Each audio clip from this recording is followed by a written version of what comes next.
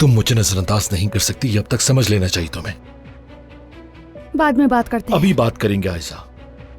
अगर तुम्हें मसला है तो मुझे बताओ, हल निकालते हैं उसका।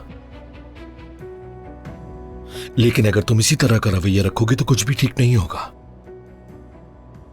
ये बात तय है कि तुम मुझसे इस तरह से छुटकारा नहीं पा सकती।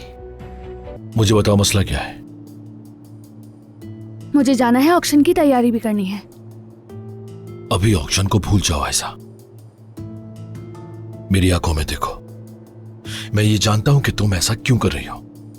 शायद तुम्हें उम्मीद है कि उमर यहां रुक जाएगा, लेकिन यकीन करो, उमर जहां से आया है उसको वापस वहीं जाना है। उसके बाद हम दोनों फिर तन्हा हो जाएंगे।